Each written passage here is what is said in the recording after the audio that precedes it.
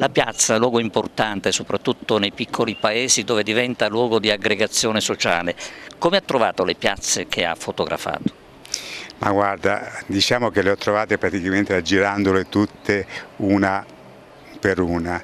Inizialmente avevo in mente di fotografare soltanto le più importanti, però poi mi sono accorto che anche le più piccole di paesi sperduti che non avevo mai conosciuto meritavano di essere fotografate e di essere ricordate.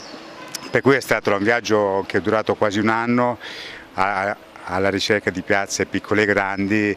A me piace particolarmente quella di Ispica, che è la piazza di Santa Maria Maggiore, che ricorda molto, anzi è quasi la copia in piccolo di piazza San Pietro. Il lavoro che c'è dietro queste foto è un lavoro immane di ripulitura, di pulizia dalle auto in sosta, da superfetazioni eccetera, esclusivamente per la fotografia, per cui sono delle immagini uniche e irripetibili perché esistono soltanto nel momento in cui è stato fatto lo scatto e quindi adesso pubblicato.